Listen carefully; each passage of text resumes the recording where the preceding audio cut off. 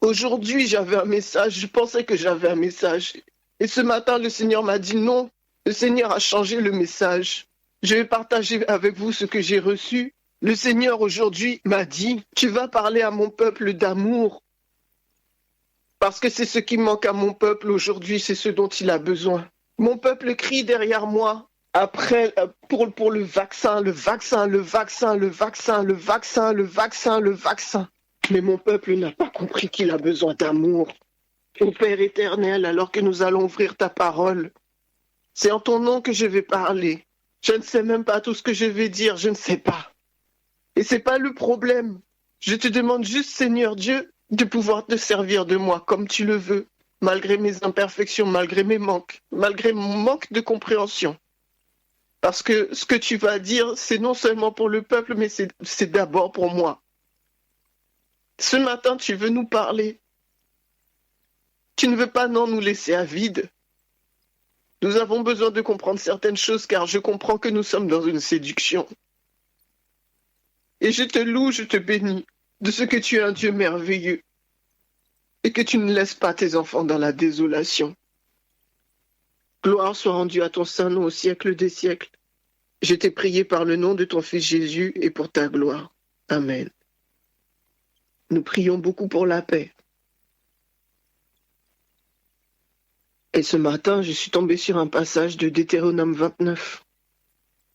Donc je vais vous inviter à lire avec moi Deutéronome 29, à partir du verset 8.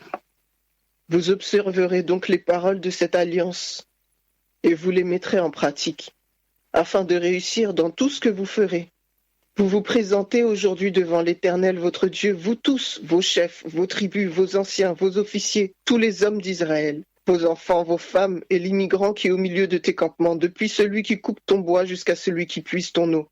Tu vas entrer dans l'alliance de l'Éternel ton Dieu avec le serment qu'il a fait, et que l'Éternel ton Dieu conclut aujourd'hui avec toi, afin de t'établir aujourd'hui pour son peuple, et d'être lui-même ton Dieu, comme il te l'a dit, et comme il l'a juré à tes pères Abraham, Isaac et Jacob. Ce n'est pas avec vous seuls que je conclus cette alliance avec serment, mais c'est avec ceux qui sont ici parmi nous, présents aujourd'hui devant l'Éternel notre Dieu, et avec ceux qui ne sont point ici parmi nous aujourd'hui. Vous savez vous-même comment nous avons habité dans le pays d'Égypte et comment nous avons passé au milieu des nations que vous avez traversées. Vous avez vu leurs abominations et leurs idoles, le bois et la pierre, l'argent et l'or qui sont chez elles. Qu'il n'y ait donc point parmi vous ni homme, ni femme, ni clan, ni tribu dont le cœur se détourne aujourd'hui de l'Éternel notre Dieu pour aller rendre un culte au Dieu de ces nations-là. Qu'il n'y ait point parmi vous de racines qui produisent du poison et de l'absinthe. Que personne, après avoir entendu les paroles de ce serment, ne se flatte dans son cœur et ne dise « J'aurai la paix », quand même je suivrai les penchants obstinés de mon cœur, en ajoutant l'ivresse à la soif. L'Éternel ne voudra pas lui pardonner. Mais alors la colère et la jalousie de l'Éternel s'allumeront contre cet homme. Toute la malédiction écrite dans ce livre s'abattra sur lui, et l'Éternel effacera son nom de dessous les cieux. L'Éternel le séparera pour son malheur de toutes les tribus d'Israël selon toutes les malédictions de l'alliance écrite dans ce livre de la loi. Ce matin, quand j'ai lu ce passage, j'ai pas compris. Je n'ai pas compris. J'ai dit, Seigneur Dieu, qu'est-ce que tu veux me dire, particulièrement au verset 18 que je vais reprendre? Que personne, après avoir entendu les paroles de ce serment, ne se flatte dans son cœur et ne dise « J'aurai la paix », quand même je suivrai les penchants obstinés de mon cœur en ajoutant l'ivresse à la soif. Et voilà ce que je pense avoir reçu de Dieu dans mon cœur. Je ne veux pas faire preuve de présomption, mais je vous dis ce que je pense avoir reçu. Le Seigneur m'a dit, je pense avoir compris que le Seigneur m'a dit que tout son peuple en ce moment réclame la paix, alors que le cœur du peuple n'est pas à Dieu. Le cœur du peuple n'est pas à Dieu. Le cœur du peuple suit ses penchants, les penchants obstinés de son cœur, en ajoutant l'ivresse à la soif. Nous avons soif de Dieu, mais nous sommes ivres de l'ennemi. ivres de l'ennemi. Et après, nous venons à Christ et nous réclamons la paix. Dans tous les programmes de prière que j'entends, on prie pour la paix. Que le Seigneur nous donne la paix du cœur. Nous aurons la paix du cœur.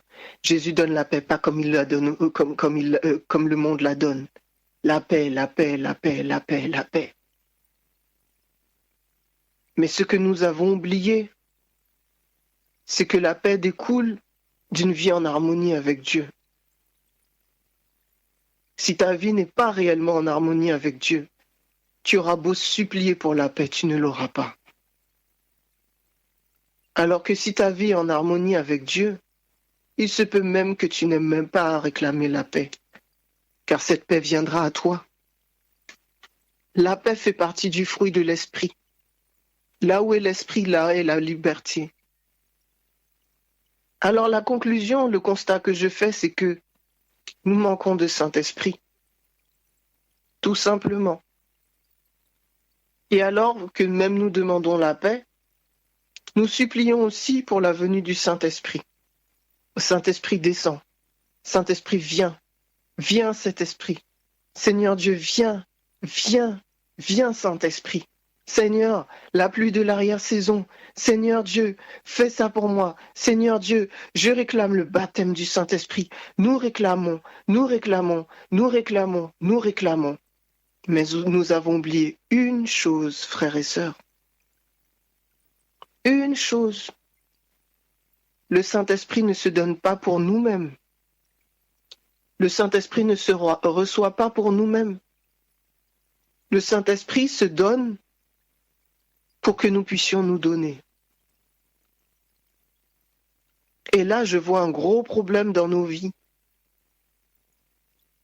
Le peuple, ce sont des généralités.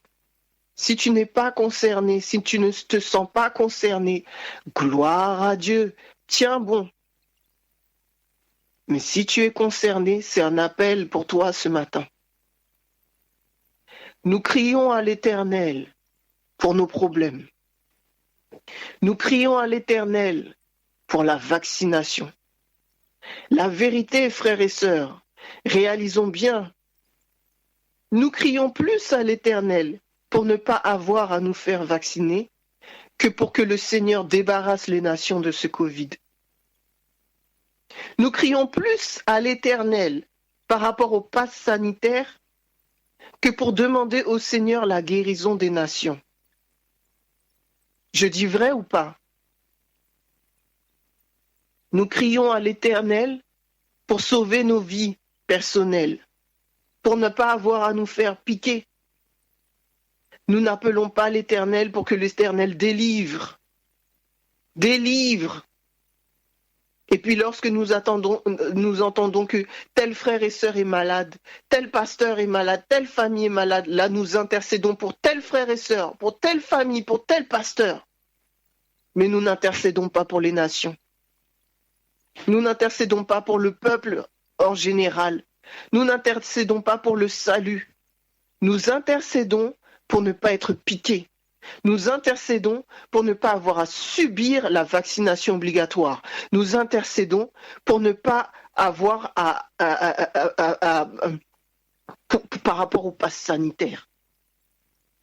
Je dis vrai ou pas?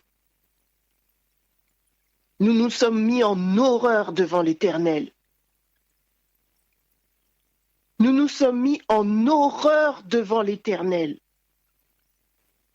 Et après, nous réclamons la paix. La paix. Donne-nous la paix. Seigneur, interviens. La paix. Seigneur, dans ma condition. Seigneur, le pass. Seigneur, le vaccin. Seigneur, le Seigneur. Seigneur, Seigneur. Pour nous-mêmes,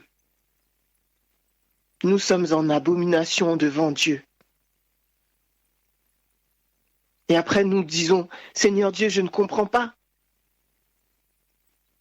Avant que le pass sanitaire ne passe, que le Conseil constitutionnel ne valide le pass sanitaire. Le Seigneur a envoyé à beaucoup de personnes, beaucoup, le texte de Esther. les 3 jours de jeûne d'Esther. Il l'a envoyé à la radio, il l'a envoyé à la croisade de prière, il l'a envoyé tel endroit, il l'a envoyé chez les évangéliques, il l'a envoyé partout. Alors les chrétiens ont fait le jeûne d'Esther. Et puis après, tout le monde était confiant, le Seigneur va intervenir. On est persuadé que le Conseil constitutionnel va invalider le texte. Et quand le Conseil constitutionnel a validé le texte, beaucoup se sont retrouvés dans le désarroi. Beaucoup se sont dit, mais qu'est-ce qui se passe? Je ne comprends pas. Beaucoup sont tombés dans l'amertume. Beaucoup sont tombés dans le rejet et la colère. Beaucoup sont tombés dans l'incompréhension. Beaucoup se sont déconnectés de Dieu. Mais la vérité, c'est que beaucoup étaient déjà déconnectés. Reprenons ensemble le texte d'Esther. Déjà, il nous faut comprendre quelque chose. Le jeûne n'a pas pour but de nous permettre de gagner quelque chose. Le jeûne a pour but de nous mettre dans un état sacrificiel par rapport à nous-mêmes. Le jeûne a pour but de nous détourner de ce qui fait notre quotidien, de nous détourner de ce qui remplit notre esprit, afin que nous puissions être véritablement connectés à l'Esprit de Dieu.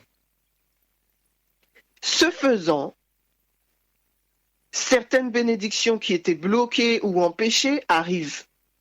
Certaines guérisons, certaines délivrances, certaines bénédictions. Mais ce n'est pas le jeûne qui a apporté la guérison, la bénédiction, la délivrance. Ce qui a apporté toutes ces choses-là, c'est le sacrifice. C'est le sacrifice que tu as consenti. C'est le fait que, à ce moment-là, tu fais abstraction de tout le reste pour chercher la face de Dieu. Beaucoup se sont mis dans le jeûne d'Esther, non pas avec cet esprit sacrificiel, mais en vue de l'obtention de ce qu'ils ont demandé dans la prière, à savoir la délivrance du pass sanitaire. Donc déjà, ce jeûne était biaisé. Déjà, ce jeûne n'était pas bon. Le jeûne sert à la consécration. Le jeûne ne sert pas à la faveur. Il sert à la consécration. Nous avons déjà la faveur de Christ, de Jésus. Pour preuve, il est mort sur la croix pour nous. Rien de ce que nous pouvons faire ne peut attirer la faveur de Dieu sur nous. Nous avons déjà sa faveur. Par contre, nous pouvons nous mettre en abomination et de ce fait, ne plus bénéficier de sa faveur à notre égard. Dans le livre d'Esther, nous voyons que il y a eu justement cet édit.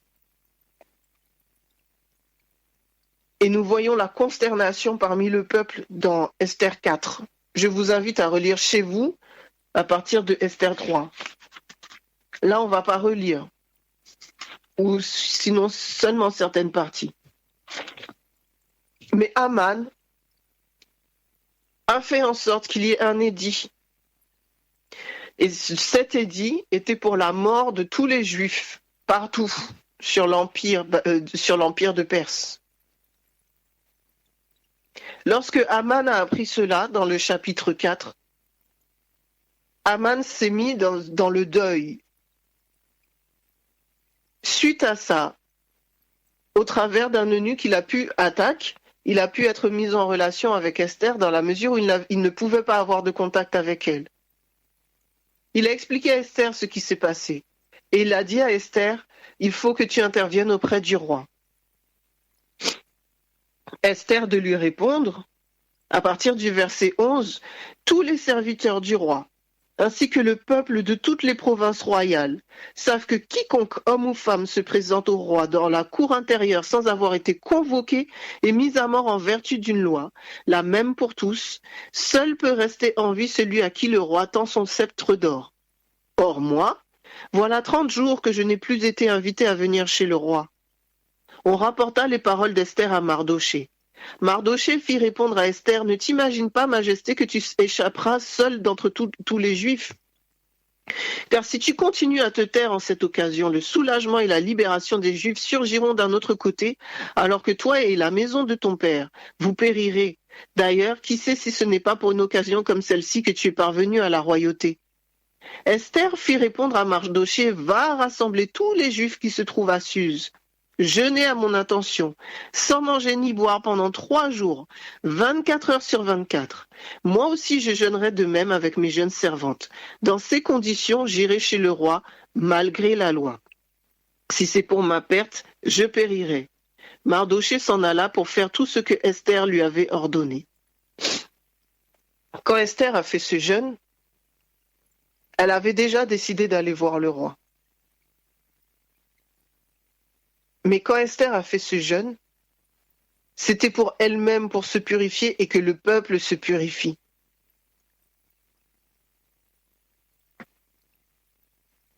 Est-ce que tous ceux qui ont jeûné là, les 3 jours d'Esther, ont jeûné pour que le Seigneur les purifie, pour que le Seigneur les consacre, pour que le Seigneur les sanctifie? Ou est-ce qu'ils ont juste jeûné pour le pass sanitaire? Certains n'ont pas jeûné, mais ont accompagné dans la prière. Dans quel état d'esprit tu étais? Est-ce que tu cherchais véritablement la face de Dieu? Ou est-ce que la seule chose qui t'importait, c'était que la loi ne passe pas? Parce que, encore une fois, comme je l'ai dit, je n'ai pas entendu de véritable... Il y en a eu de temps en temps comme ça. Où sont les mouvements de prière pour que la Covid, pour que le Seigneur terrasse la Covid des nations? Et comme il a été dit par Michael, où sont les mouvements de prière pour prier pour le gouvernement? Parce que beaucoup de ceux qui ont prié ont parlé contre le gouvernement, contre Macron, contre la politique, contre ci, contre ça. As-tu oublié, frères et sœurs, que le Seigneur a dit que si tu traites quelqu'un de fou, tu mérites le feu de la géhenne? Crois-tu que les paroles que tu as prononcées contre Macron, contre le gouvernement, contre la politique, contre les Illuminati, contre la nation française, contre un tel sont sans conséquence sur ta vie? Sans conséquence sur la nation? Sans conséquence sur ta famille? Sans conséquence? Comment peux-tu maudire, même en esprit, parce que certains maudissent en esprit sans se l'avouer. Mais le Seigneur lit les cœurs, le Seigneur lit les pensées. Comment peux-tu croire que dans tes pensées, il y a de la malédiction pour ceux qui nous gouvernent et que le Seigneur va honorer ta prière, alors même que tu ne pries pas pour les autres, tu pries pour ta protection? Nous rendons-nous compte de l'intensité de la séduction dans laquelle nous sommes, de l'intensité de l'abomination dans laquelle nous sommes devant l'Éternel? Je m'inclus, je m'inclus. Peuple de Dieu, notre situation est grave. Notre cas est grave devant l'Éternel. Parce que l'Éternel aurait pu régler cette situation, ça fait déjà longtemps. Mais son peuple, c'est son peuple qui a bloqué la bénédiction. C'est son peuple qui a bloqué la bénédiction. Et frères et sœurs, le Seigneur va bénir. Le Seigneur va nous sortir de cette situation. Mais comme il l'a dit, mais comme Mardoché a dit à Esther, le soulagement et la libération des Juifs surgiront d'un autre côté. Est-ce que la libération de la nation d'où tu es, parce qu'il n'y a pas que des nations françaises. Là, je parle pour les Français, mais c'est valable pour toutes les nations qui écoutent, tout le peuple qui écoute au travers du monde entier. Le Seigneur a décidé de sauver les gens. Il a décidé de sauver les nations. C'est acté. Ce salut devait venir de son peuple. Je ne parle pas des adventistes, je parle des enfants de Dieu. Mais si les enfants de Dieu ne sont pas positionnés, le Seigneur se servira d'autres que les Juifs, d'autres que Esther. Qui est Esther? Ceux que le Seigneur a appelés en prière. Esther, c'est nous. Esther, c'est nous. Le peuple juif dont il est question, c'est tous ceux qui croient, tous ceux qui seront sauvés, mais qui ne savent pas forcément qu'ils sont juifs. Est-ce que vous comprenez? Le juif dans la Bible, là, c'est celui peut-être qui ne connaît pas encore le sabbat, celui peut-être qui ne connaît même pas encore le nom de Jésus. Mais le Seigneur sait qu'il est juif. Esther, c'est celle qui intercède. Esther, c'est celle qui va voir le roi. Esther, c'est toi et moi. Mais quelle qualité d'Esther? Quelle qualité d'Esther? Quand j'étais jeune, on m'a appris que Mardochée était une image du Saint-Esprit. Alors voilà ce que dit le Saint-Esprit. Si tu continues à te taire en cette occasion, le soulagement et la libération des Juifs surgiront d'un autre côté, alors que toi et la maison de ton père, vous périrez. D'ailleurs, qui sait si ce n'est pas pour une occasion comme celle-ci que tu es parvenu à la royauté? Ne sommes-nous pas des princes et des princesses? Ne sommes-nous pas une nation royale? Un sacerdoce? Dieu nous a placés dans ce temps-là. Qui sait si ce n'est pas pour une occasion comme celle-ci que tu es parvenu à la royauté? Dieu nous a placés dans ce temps-là. Nous n'y sommes pas par hasard. Nous n'y sommes pas parce que nos parents nous ont créés dans la génération où nous avons été procréés. Nous sommes dans ce temps, nous sommes dans cette occasion parce que le Seigneur nous a placés là pour cette occasion, pour le retour de la fin de Dieu, pour les événements à venir. Nous sommes ici parce que nous sommes Esther pour ce temps. Voilà pourquoi nous sommes ici. Au lieu de pleurer sur ce temps, nous devons jeûner, prier pour que le Seigneur nous consacre, pour que nous soyons des Esther auxquels le roi prendra plaisir. Parce qu'Esther avait la faveur du roi. Même si le roi, pendant 30 jours, ne l'a pas sollicité, Esther avait la faveur du roi. Est-ce que tu as la faveur de tes patrons? Est-ce que tu as la faveur de tes collègues? Est-ce que tu as la faveur de tes voisins? Est-ce qu'on te connaît même? Est-ce qu'on te connaît pour chrétien? Pas pour chrétien parce que tu dis que tu es chrétien. Hein? Pour chrétien parce que tu vis différemment. Pour chrétien parce que tu manifestes la gloire de Dieu. Pour chrétien parce que tu témoignes en parole, en acte. Est-ce qu'on te connaît parce qu'on voit l'amour agapé en toi? Déjà, sinon, il y a un problème. C'est que déjà, de base, avant même le temps de 3 jours de jeûne, il y a un problème dans ton Esther. Ton Esther n'est pas bon. Et ça, c'est valable pour moi. Je ne cherche pas à savoir ce que mes voisins, mes collègues, mes patrons pensent de moi. Mais rétrospectivement, si je dois réfléchir, je n'ai pas montré de cohérence. Je n'ai pas montré le caractère de Christ. Donc le Esther que je suis n'est pas bon. Mais il y a cette période de consécration, de jeûne et de prière pour que le Seigneur restaure ce qui est à restaurer en moi avant d'aller restaurer la nation, avant d'aller trouver une loi contre loi, une stratégie, un stratagème pour le pass sanitaire et la vaccination. Parce que le jeûne, c'est d'abord pour moi. La prière, c'est d'abord pour moi. Pour que je puisse être une bonne Esther. Et une fois que je me suis mis au clair avec l'Éternel, une fois que je me suis reconsacré à l'Éternel au travers du jeûne et de la prière, au travers de la repentance, quand Mardoché et le peuple prenaient le sac et la cendre, le deuil, ils savaient très bien que le peuple avait péché. Chaque fois que le peuple péchait, il se passait quelque chose.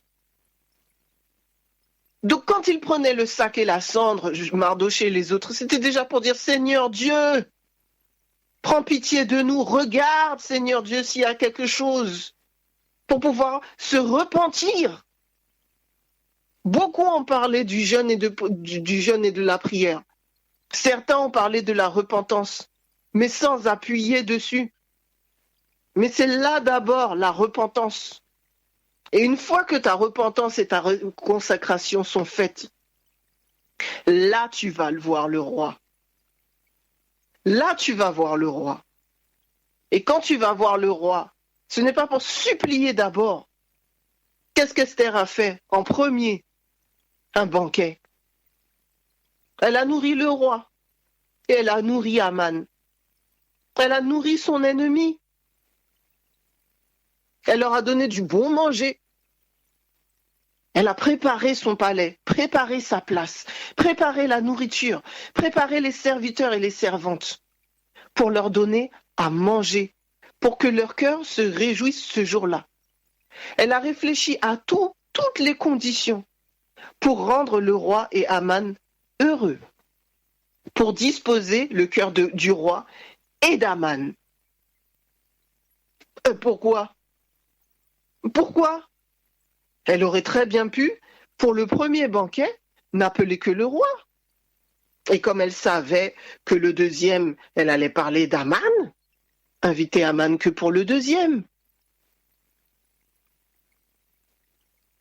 Après la repentance, après le jeûne et prière, après la reconsécration, elle a fait du bien à ceux qui pouvaient lui faire du bien et elle a fait du bien à ceux qui lui voulaient du tort.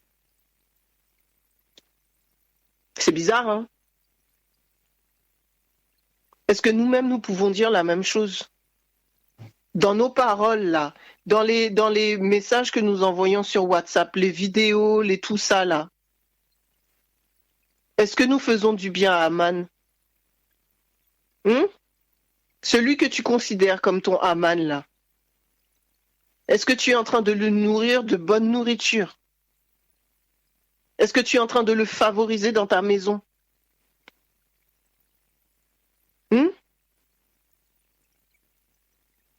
Est-ce que tu es en train de le favoriser dans ta maison?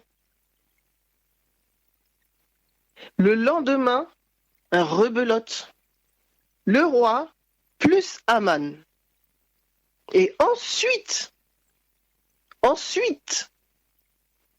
quand elle était sûre, claire, qu'il n'y avait rien entre elle et le roi, là, elle a parlé d'Aman.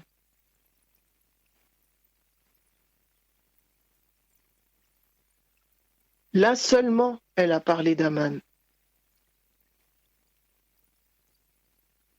Et elle n'a même pas, elle a cité Aman comme ennemi.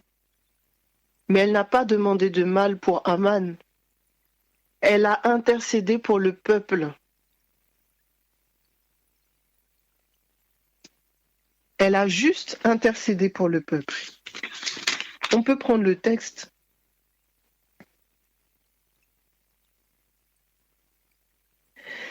À partir de Esther 7, le roi et Aman arrivèrent pour festoyer avec la reine Esther. En ce second jour également, pendant qu'on buvait le vin, le roi dit à Esther, « Quelle est ta demande, reine Esther? Elle te sera accordée. Quelle est ta requête? Jusqu'à la moitié du royaume, elle sera exaucée. » Esther répondit, « Si j'ai obtenu ta faveur au roi, et s'il plaît au roi, voici ma demande. Avoir la vie sauve, voici ma requête, la vie de mon peuple. Après, elle continue de parler, mais la seule chose qu'elle demande, c'est la vie de son peuple. Et j'aime à croire, on dit souvent le vin représente le sang de Christ. J'aime à croire justement que Esther a servi le sang de Christ au roi et à Haman. Esther a demandé la grâce. Esther a prié pour la bénédiction. Elle n'a pas prié pour le malheur de quiconque. Elle a prié pour le salut du peuple. Frères et sœurs,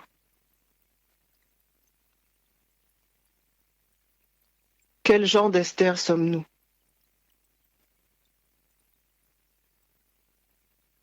Tout à l'heure, Michael a dit, ton âme ne sera pas sauvée parce que tu adores le sabbat, parce que tu respectes le sabbat, parce que tu es végétarien ou végétalien, parce que tu crois en Dieu. Même les démons croient en Dieu.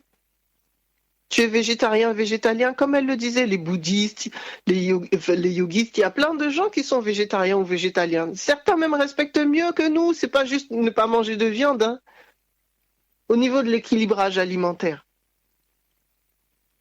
Ton âme ne sera pas sauvée parce que tu adores le sabbat. Nous savons qu'il y a des personnes qui n'auront jamais connu le sabbat qui seront sauvées. Et puis entre nous, frères et sœurs, respectons-nous véritablement le sabbat? Le sabbat, c'est le jour du repos de l'Éternel. Si ce jour-là, ton esprit n'est pas dans le jour du repos de l'Éternel, mais que tu es juste en train de suivre de manière procédurielle du coucher du soleil au coucher du soleil, le fait que c'est le sabbat, je n'allume pas la télé, je ne fais pas de courses, je ne fais pas ci, je ne fais pas ça, donc j'ai respecté le sabbat. Je vais à l'église tous les samedis, il n'y a pas un seul samedi où je n'ai pas été à l'église, je ne respecte pas le sabbat. Je respecte le sabbat. Mais tes pensées, est-ce que tu es en train de vivre le sabbat? Le sabbat, c'est le jour par prédilection où il y avait des miracles de la guérison. Es-tu prêt à rendre service le jour du sabbat ou préfères-tu aller au culte pour ne pas rater un seul culte, un seul sermon? Le sabbat devrait plus nous voir dehors que dans les synagogues, que dans les églises. Ou un temps seulement dans l'église, pas toute la journée. Donc nous ne pouvons même pas dire que nous respectons véritablement le sabbat. Beaucoup disent, oui, je ne veux pas la vaccination parce que c'est du poison. Mais ce que tu regardes peut être un poison. Tu regardes ton film porno. Ah non, moi je regarde pas de film porno. Mais à la télé, tu fais que regarder des trucs de fleurs bleues. Telle personne qui est telle personne. Oh, ils sont séparés, il se passe je sais pas quoi. Et puis après, ils vont se retrouver. Des trucs à la Santa Barbara, côte ouest, je sais pas quel nom encore, Dallas et compagnie. Un tas de séries. Ou, plus douces, des films romantiques. Ah oui, c'est clair qu'il n'y a pas eu de pornographie dedans. Mais dans ton esprit, ça travaille quand même. Même si tes yeux n'ont pas vu d'acte sexuel. Tu es tout émoustillé quand tu vois un bisou. Un petit câlin, et te voilà dans tous les tas. Oh, ils sont trop mignons. Excuse-moi de te dire, frère, sœur, c'est de l'impudicité. Eh oui. D'autant plus que généralement, dans ce genre de film, il y a toujours un moment où il y a des rapports sexuels. Ils sont pas mariés, non? Impudicité. Tu ne prends pas la piqûre, mais tu prends le poison par tes yeux. Tu ne prends pas la piqûre, mais tu prends le poison par tes oreilles. Est-ce que tu sais qu'un tel a fait ci avec ça? Ah bon, c'est pas possible. Ah, non, non. Le pasteur, non, c'est pas possible.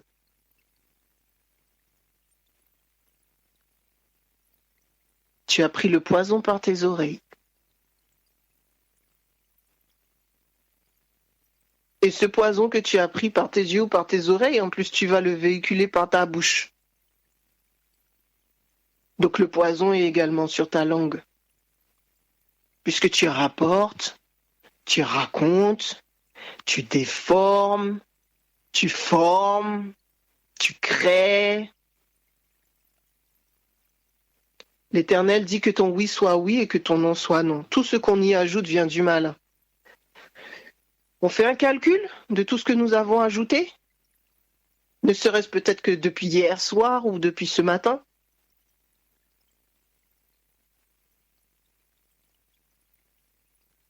Et puis, tu n'as pas pris la piqûre, mais tu sais très bien que ce que tu manges n'est pas bon. Trop gras, trop salé, trop sucré. Donc tu as pris le poison. Ah, mais après on me dira oui, mais le vaccin, c'est pas la même chose. Le vaccin, ça peut passer dans l'ADN, ça transforme ton corps, ça transforme ton âme, ça peut transformer à terme, ça peut transformer tes capacités. Oui, tout autant que ce que tu vois, tout autant que ce que tu entends, tout autant que ce que tu dis ou ce que tu manges. Tu sais pourquoi? Nous sommes le temple du Saint-Esprit. Le vaccin devant le Seigneur n'est pas pire qu'autre chose, c'est différent. C'est comme le péché, frères et sœurs. Devant le Seigneur, il n'y a pas de petits et de grands péchés. Les conséquences sont différentes, c'est tout. Certaines conséquences de certains péchés sont plus graves que d'autres. Mais tout péché amène à la séparation d'avec Jésus, la séparation d'avec Dieu. Et ce que le Seigneur m'a fait comprendre en plus, c'est que Dieu peut très bien demander à certains d'être vaccinés. Aujourd'hui, nous voyons la division parmi le peuple. Ceux qui sont pro, ceux qui sont anti-vaccins. Mais la question n'est pas de savoir si tu es pro ou anti-vaccin, la question est de savoir qu'est-ce que le Seigneur a prévu pour toi. Parce que oui, le Seigneur va peut-être demander à certaines personnes de se faire vacciner pour pouvoir aller à certains endroits où sinon ils ne pourraient pas aller sans le vaccin. Pourquoi? Parce que là-bas, il y aura des âmes à sauver. Ce qui compte pour le Seigneur, ce sont les âmes. Ce n'est pas le pass vaccinal. Le plus important, ce sont les âmes. Pour preuve, si ce qui comptait pour le Seigneur, c'était la préservation à 100% de notre corps, de ce genre de choses, Esther n'aurait jamais été reine. Parce que pour qu'Esther devienne reine, elle a dû cacher le fait qu'elle était juive, cacher son adoration, cacher certaines choses, peut-être même abandonner certaines choses, on ne sait pas. Pour que Daniel se retrouve à la cour du roi et que Nebuchadnezzar soit sauvé avec d'autres personnes, parce que Nebuchadnezzar à plusieurs reprises a proclamé la grandeur de Dieu. Il a fallu que Daniel et ses compagnons aillent dans la cour du roi, qu'ils soient déportés, qu'on change leur nom.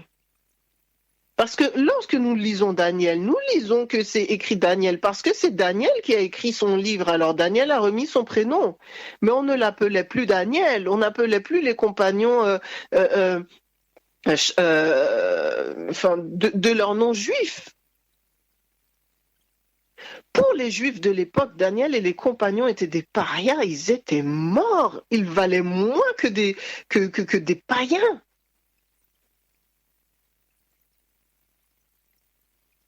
Mais Dieu s'est servi de Daniel et des compagnons pour envoyer des visions et pour proclamer sa gloire dans les nations. Joseph, il est devenu le premier ministre d'Égypte. L'Égypte, un pays de sorcellerie. Ça aurait été à notre époque, on aurait dit, t'as vu Joseph? Non mais franchement, il y a des gens qui tombent bien bas. Oh là là là là. Ok, tu quittes le Christ, tu quittes le Seigneur. Mais pour devenir premier ministre de Pharaon, non, non, non, non. Non, le gars est en abomination même. Ah, Daniel, franchement, il est tombé même. En Israël, pour dire que tu avais perdu la faveur de Dieu, on devait dire « Oh là là, tu es comme Daniel et ses compagnons ». Insulte suprême, alors que Daniel et ses compagnons avaient la faveur de Dieu. Pierre et ses compagnons, en prison. Ouais, franchement, c'est lui qui était apôtre, c'est lui qui était avec le Seigneur. Regarde, il est en prison. Ils ont même été fouettés, insultés. Mais en prison, ils ont sauvé, enfin, le Seigneur a permis que c'est là où ils ont pu sauver le centenier et sa famille. Malheur à celui qui juge son frère d'avoir pris le vaccin. Malheur! Tu ne sais pas. Tu ne sais pas. Si en ton âme et conscience, tu ne dois pas prendre le vaccin, ne le prends pas parce que tu vas pécher. Mais si en ton âme et conscience, tu penses que tu peux prendre le vaccin et tu as envie de le prendre, fais-le. Si tu es dans l'erreur, il y aura la grâce. Parce que la grâce est pour ça. Par contre, si tu as un doute, ne le fais pas. Romains 14, verset 23 dit « Mais celui qui a des doutes au sujet de ce qu'il mange est condamné parce que sa conduite ne résulte pas de sa foi, de sa conviction. Or, tout ce qui ne résulte pas de la foi, de la conviction est péché. Si en ton âme et conscience tu peux prendre le vaccin, le Seigneur te couvrira de sa grâce si tu ne devais pas le prendre. Si en ton âme et conscience tu ne dois pas prendre le vaccin, si tu prends le vaccin, le Seigneur ne te couvrira pas. Dans les deux cas, personne ne doit te juger, si ce n'est Dieu lui-même. Et si ce n'est toi, tu dois être en capacité de juger quelle est la motivation de ton cœur. Ce que tu feras par peur retombera sur ta tête. Ce que tu feras par conviction, la grâce sera toujours efficace pour toi. Et si tu meurs, parce que tu peux mourir d'autre chose que le vaccin, hein, et si tu meurs de par le vaccin, ça ne bloquera pas ton salut. Ça ne bloquera pas ta vie éternelle. Et c'est ça qui est le plus important. L'épouse de Christ ne peut pas être divisée pour une histoire de vaccin. L'épouse de Christ ne doit pas être divisée pour une histoire de passe sanitaire. Malheur à tous ceux qui viendraient pour diviser le corps de Christ pour des peccadilles. J'ose dire que ce sont des peccadilles. Parce que le vaccin ne touchera pas ton salut. Le vaccin ne touchera pas ton salut si tu t'es donné à Christ. Le vaccin ne touchera pas ton salut si ta vie est dirigée par l'Esprit. Si le Seigneur t'envoie te faire vacciner, quand ton âme et conscience, même si tu ne comprends pas, c'est le Seigneur qui t'envoie te faire vacciner. Béni sois-tu, parce que le Seigneur t'envoie quelque part. Vous savez, à un moment donné, j'ai prié, j'ai dit, Seigneur Dieu, je ne veux pas être vacciné. Mais si tu vois qu'en prenant le vaccin, ça peut être une opportunité pour que je puisse témoigner auprès de quelqu'un et que cette personne soit sauvée, je suis prête à prendre le vaccin. Parce que le plus important, ce n'est pas le vaccin. Le plus important, c'est que tu reviens bientôt et que des âmes doivent être sauvées. J'ose croire, j'espère que je ne suis pas la seule à avoir fait ce genre de prière. J'ose croire que je ne suis pas la seule à dire ce genre de choses. Aujourd'hui, nous sommes trop attachés à nos vies. Le Seigneur m'a rappelé un verset, Marc 8, verset 35. Celui qui voudra sauver sa vie la perdra. Mais celui qui perdra sa vie à cause de moi et de la bonne nouvelle la sauvera. Et Dieu a mis dans mon cœur qu'aujourd'hui, beaucoup de ceux qui prient l'Éternel pour que l'Éternel agisse par rapport au pass sanitaire sauveront peut-être leur vie physique, mais sont morts spirituellement ou sont en train de mourir spirituellement, parce qu'ils n'ont pas compris que le plus important, c'était de perdre sa vie à cause de Jésus et de la bonne nouvelle. Dans tout ce que vous êtes en train de faire, est-ce que vous cherchez la gloire de Dieu? Dans tout ce que nous sommes en train de faire, est-ce que notre seule motivation, c'est que toute chose devienne une opportunité de salut pour quelqu'un de notre entourage?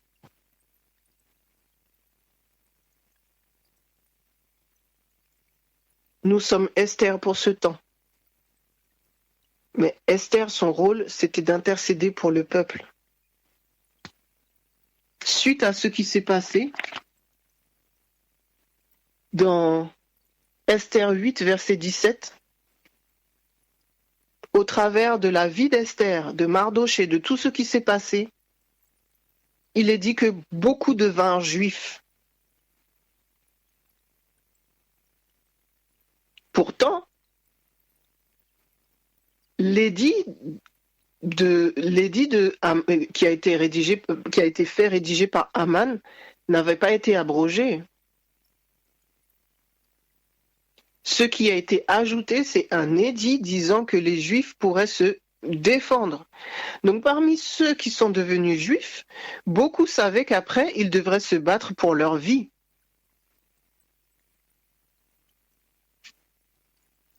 Parce que c'était ça, c'est ça qui a eu lieu. Ils devraient se battre pour leur vie. Et pourtant, ils sont devenus Juifs.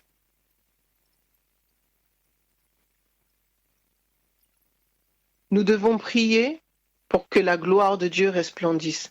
Nous devons prier pour qu'au travers de ce qui se passe, l'évangile soit propagé au plus grand nombre. Nous devons prier pour que notre témoignage soit vrai et réel. Nous devons prier pour que des âmes soient sauvées. Voilà le rôle d'Esther. Esther n'a pas prié pour autre chose que le salut du peuple. Elle n'a pas prié pour elle-même, elle a prié pour le peuple. Pour qui tu pries? Beaucoup ont peur, mais comme l'a dit Michael, ne se l'avouent pas ou ne l'avouent pas à Dieu. Et après, ils vont dire qu'ils prient pour le peuple, ils prient pour les adventistes, ils prient pour ci, ils prient pour ça.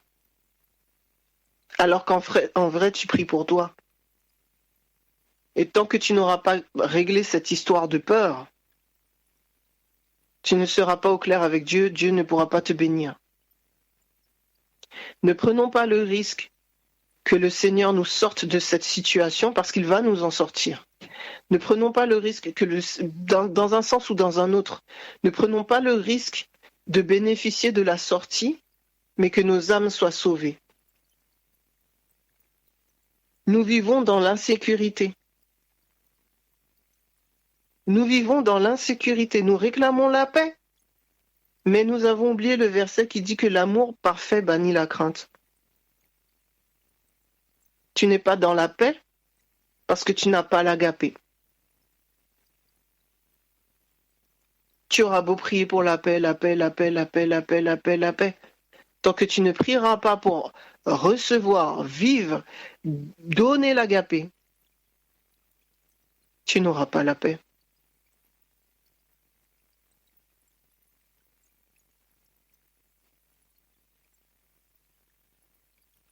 J'ai entendu à plusieurs reprises que ce qui est en train de se passer est un signe. Un signe pour le peuple. Mais moi, j'ai vu un autre signe qui se trouve dans Matthieu 24.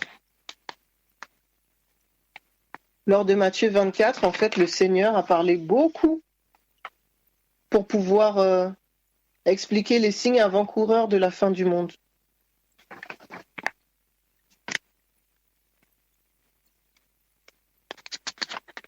Et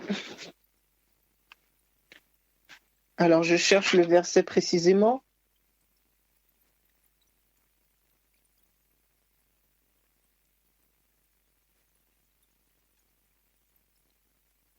Verset 12. Et parce que l'iniquité se sera accrue, la charité du plus grand nombre se refroidira.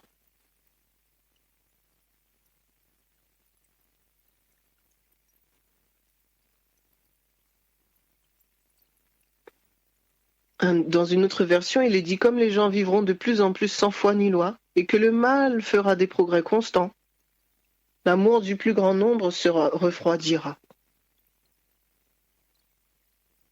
Quand j'étais petite,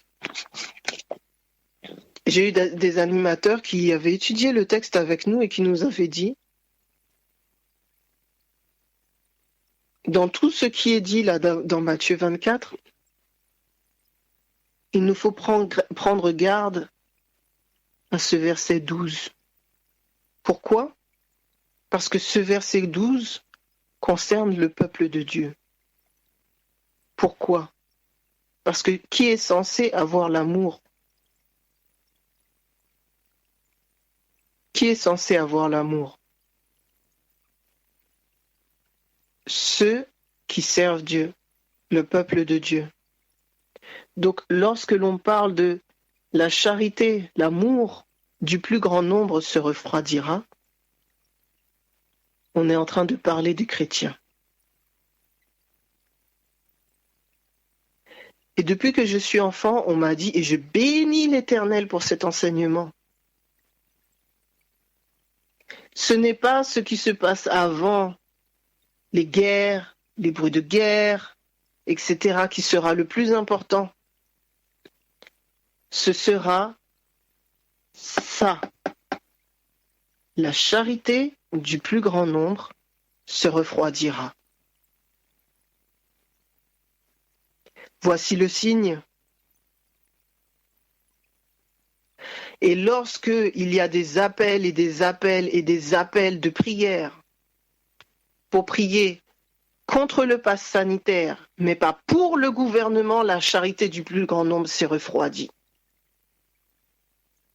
Lorsqu'il y a prière pour que je ne me fasse pas piquer, mais pas pour que ma nation soit libérée, la charité s'est refroidie.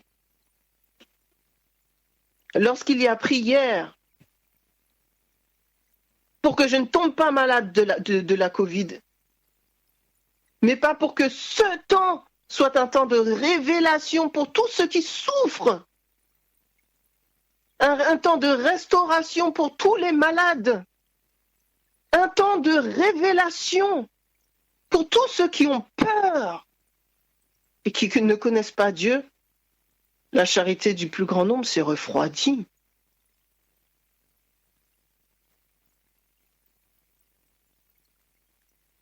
Nous sommes devenus secs, desséchés.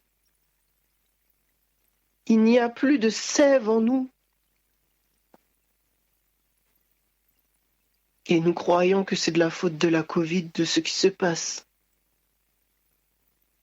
Moi, je vais vous dire personnellement, à tort ou à raison, je ne me sens pas inquiétée par la Covid. À date, on est le 15 août, 10h54 pour moi, puisque je sais qu'il y a un temps de latence. Mais mon esprit est bloqué sur des choses qui peuvent être d'ordre familial ou matériel. C'est un temps où tout est fait pour nous déconnecter de Dieu. Si la Covid n'est pas un souci pour toi, là où tu es qui écoute, je sais que tu as un autre souci d'angoisse et d'inquiétude. Parce que c'est un temps d'angoisse et d'inquiétude. C'est un temps de trouble. Tout le monde l'est. Et nous avons au moins un trouble, si ce n'est pas plusieurs.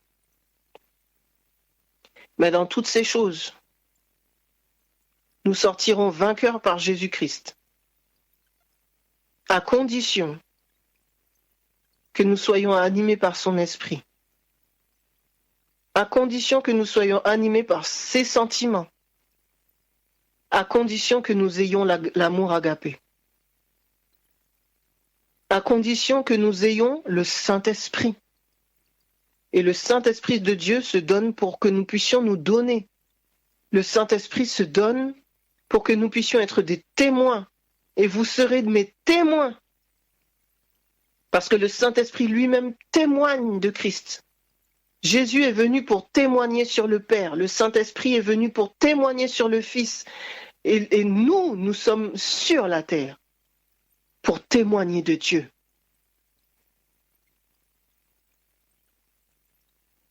Aujourd'hui, si tu n'oses pas témoigner, déjà si tu n'oses même pas témoigner sur une radio, je suis désolé frères et sœurs. Il y a beaucoup qui disent oui, non, je suis désolé, etc. Et tout quand on demande des témoignages.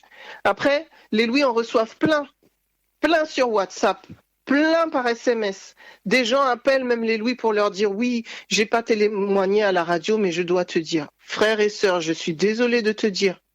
C'est bien, mais ce n'est pas suffisant. C'est bien, mais ce n'est pas suffisant. Il arrive un temps aujourd'hui, alors nous devons être sages. Tu n'es pas obligé de tout dire. Tu n'es pas obligé de donner des noms. Nous devons être sages quand nous témoignons. Mais ceux qui ont peur de témoigner, je suis désolé de vous le dire. Le Seigneur ne témoignera pas en votre faveur non plus, c'est écrit dans la Bible. Parce que le Seigneur ne nous a pas donné un esprit ni de crainte, ni de timidité. Celui qui confessera Jésus publiquement, Jésus le confessera auprès du Père. Il y a des personnes qui sont guéries, que le Seigneur guérit, qui perdent cette guérison parce qu'ils n'ont pas témoigné publiquement. Je le dis. Il y a des personnes qui sont bénies, qui perdent leur bénédiction parce qu'ils n'ont pas témoigné publiquement. Il y a des règles. Nous sommes dans un combat. Notre arme, c'est la prière. Mais ceux qui vainquent par le sang de l'agneau et par la parole de leur témoignage. Nous sommes en guerre. Il n'est pas question de notre réputation. Il n'est pas question de nos émotions, de nos sentiments. Il est question de la gloire de Dieu. Je ne dis pas ça pour t'accabler, frère, sœur. Je ne connais pas ton combat.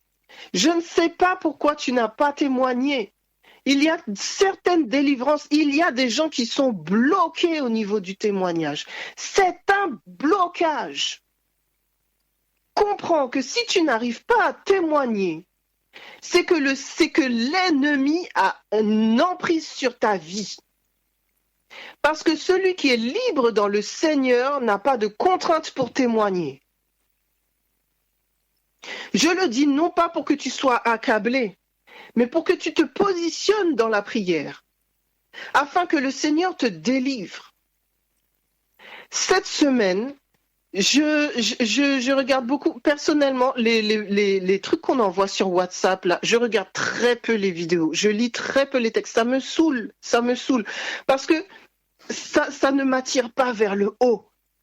Là, j'ai besoin de spiritualité, j'ai besoin de chercher l'Éternel. Je n'ai pas besoin que l'on me remplisse la tête avec ces histoires de Covid. Ça ne veut pas dire que je ne me renseigne pas, mais ça veut dire que je refuse la saturation. Frères et sœurs, nous sommes en danger de saturation. C'est une stratégie de diversion et de distorsion.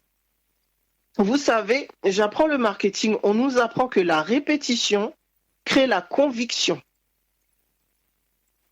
C'est la raison pour laquelle il y a des pubs que l'on juge ridicules mais qui sont très efficaces. Si je vous dis si Jus va bien, tout le monde va me répondre Juvamine.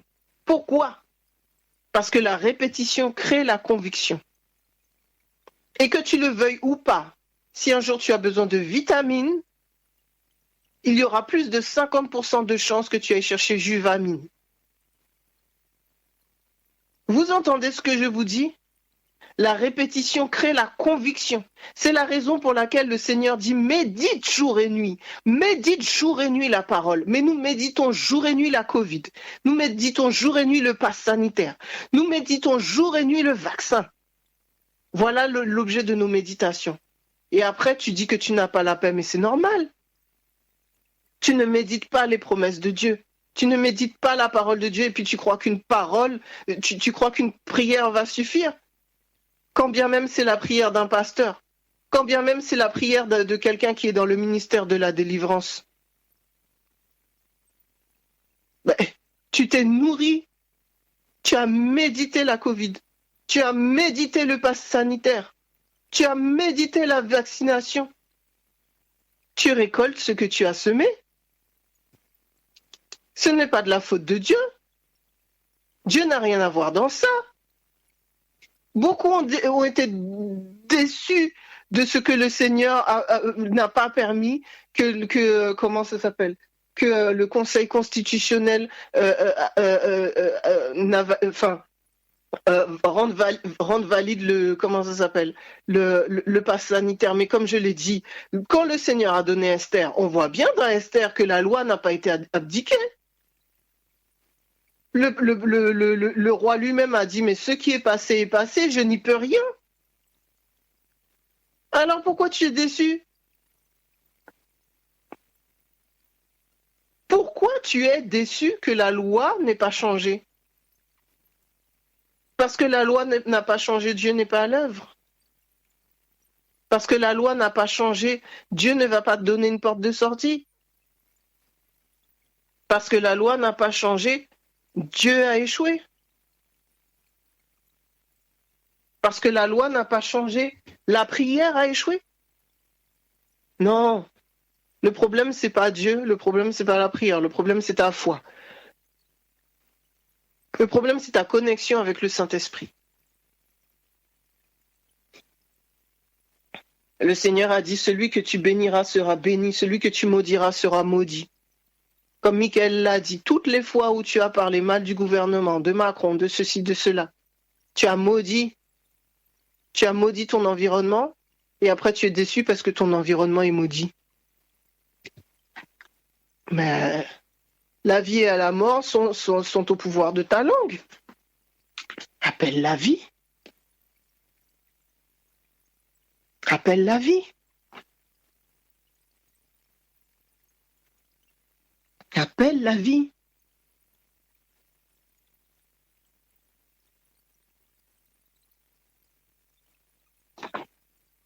J'aimerais lire avec vous 1 Jean 4, versets 7 à 18.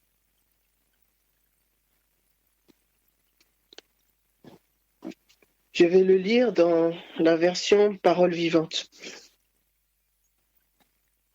Mes bien-aimés chers amis, aimons-nous les uns les autres, car l'amour vient de Dieu.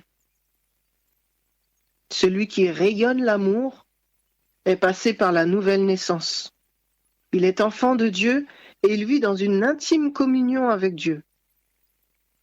Qui n'aime pas n'a rien compris de Dieu, car Dieu est amour. Voici comment Dieu a montré qu'il nous aimait. Il a envoyé son Fils unique dans le monde, pour que par lui, nous ayons la vraie vie. En quoi consiste l'amour? Dans notre amour pour Dieu? Non, ce n'est pas nous qui avons aimé Dieu, c'est lui qui nous a aimés d'abord. Voilà pourquoi il a envoyé son Fils comme une victime qui nous vaut sa faveur en expiant nos péchés.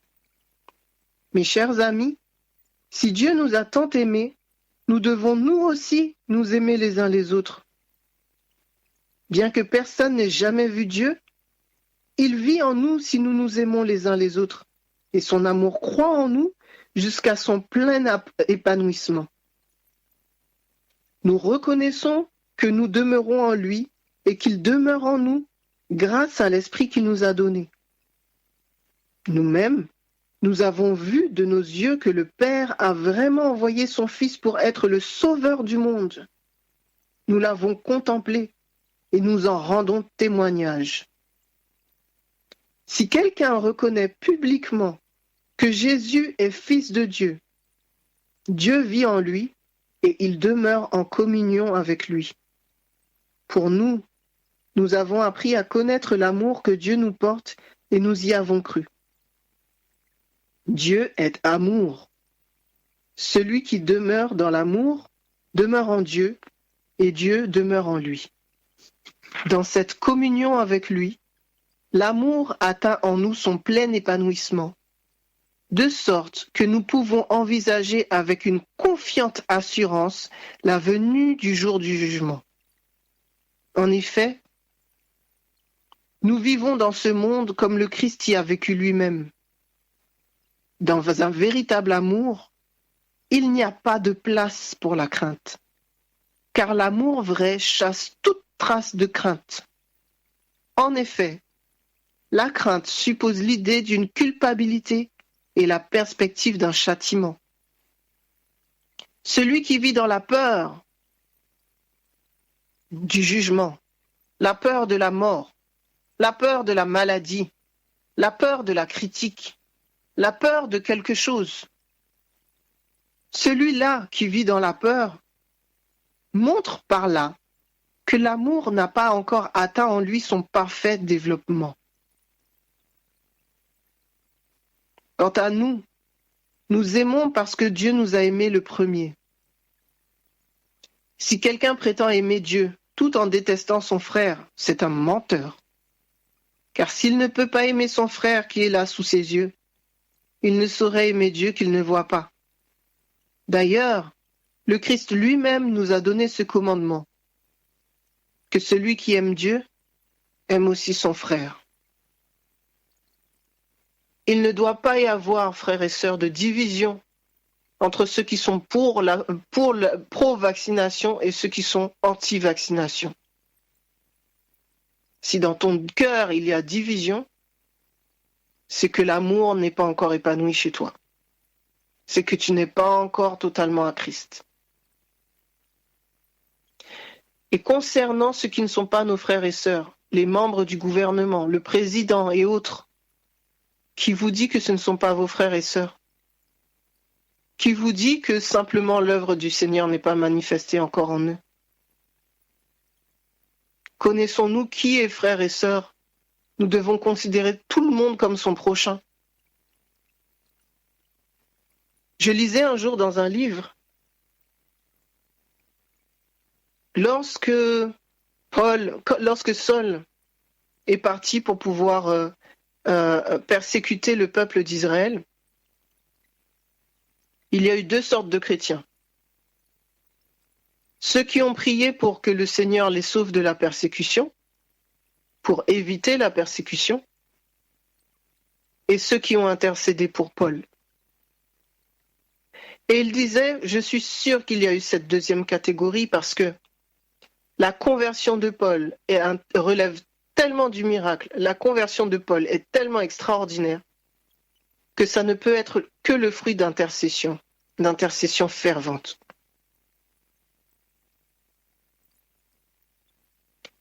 Dans quelle catégorie de chrétiens nous situons-nous? Ceux qui prient pour éviter la persécution? Ou ceux qui prient pour Saul? Saul ne peut-il pas devenir Paul? Ceux que tu considères aujourd'hui comme tes ennemis ne peuvent-ils pas devenir des serviteurs de Christ? N'ont-ils pas droit au salut? Parce qu'en plus, Saul, il était sincère, il n'était pas dans le vrai, mais il était sincère. La sincérité n'est pas la vérité, mais la sincérité déjà représente déjà les prémices pour arriver à la vérité.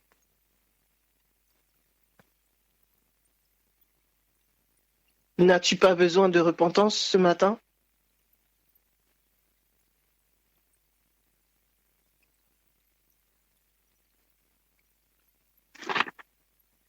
« 1 Corinthiens 13 » toujours dans la transcription dynamique du Nouveau Testament. Aujourd'hui, je veux parler d'amour. En effet, si je parlais toutes les langues des hommes, et même celles des anges, mais que je n'ai pas l'amour, je ne serais rien de plus qu'une trompette claironnante ou une cymbale bruyante. Si je n'ai pas l'amour, j'ai beau être le plus inspiré des porte-paroles de Dieu, connaître tous les secrets de son plan, et être versé dans toutes les sciences. Je peux même avoir une foi absolue au point de transporter des montagnes. Sans amour, je ne suis rien. Quand je me dépouillerai de tous mes biens pour la nourriture des affamés, quand je distribuerai en aumône tout ce que je possède, quand même je me ferai brûler pour mes convictions, si je n'ai pas d'amour, cela ne me sert de rien. Celui qui aime est patient. Il sait attendre. Son cœur est largement ouvert aux autres. Il est serviable, plein de bonté et de bienveillance. Il cherche à être constructif et se plaît à faire du bien aux autres. L'amour vrai n'est pas possessif. Il ne cherche pas à accaparer. Il est libre de toute envie. Il ne connaît pas la jalousie. Lorsqu'on aime, on ne cherche pas à se faire valoir. On n'agit pas de manière présomptueuse. Celui qui se rengorge, s'étale et s'enfle d'orgueil n'est pas inspiré par l'amour. Aimer, c'est aussi se conduire avec droiture et tact. L'amour prend des égards et évite de blesser ou de scandaliser. Il n'est pas dédaigneux.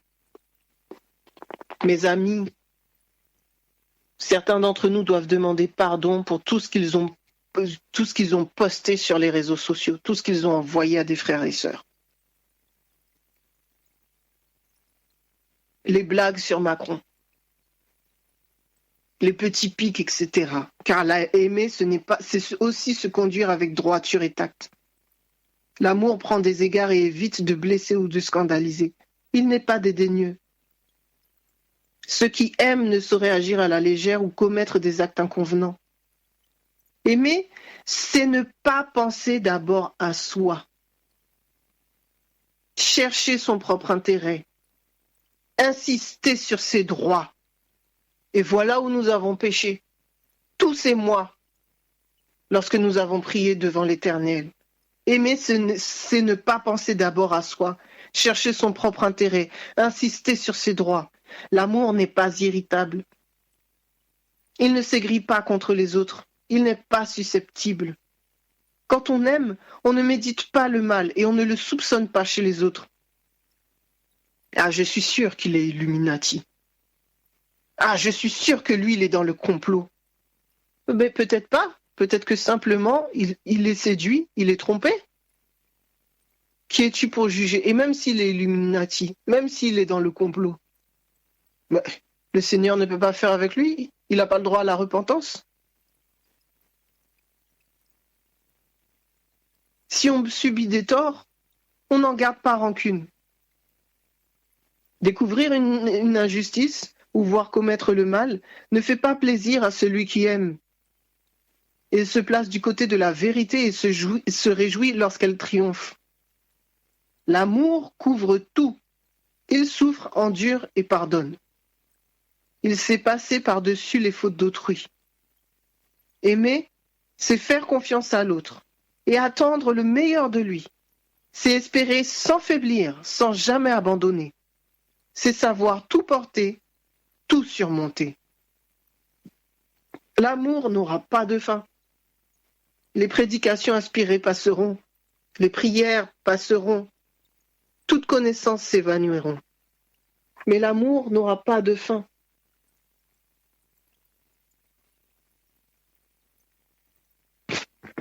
Frères, sœurs, ce dont nous avons besoin aujourd'hui, c'est de l'amour de Dieu. Nous avons besoin d'être transformés.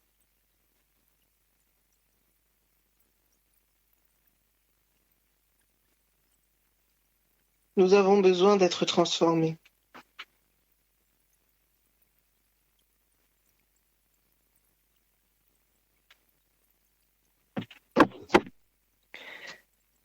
2 Corinthiens 17. Si quelqu'un entre en communion vivante avec le Christ, il devient un homme nouveau, il est recréé. L'ancien état est dépassé. Ce qu'il était autrefois a disparu. La nouvelle création a déjà commencé. Voici, tout est devenu nouveau. Tout cela, du début à la fin, est l'œuvre de Dieu. Il nous a réconciliés avec lui-même par le Christ et il nous a confié le ministère de la réconciliation. En effet, en Jésus-Christ, c'est Dieu en personne qui réconciliait le monde avec lui-même, ne tenant plus compte du péché des hommes. C'est ce message de réconciliation qu'il a mis sur nos lèvres et nous a chargés de proclamer publiquement. Puisque nous en avons reçu la mission, nous parlons donc en ambassadeurs du Christ. Par notre moyen, Dieu lui-même adresse son invitation aux hommes. C'est au nom du Christ que nous les supplions. Laissez-vous réconcilier avec Dieu.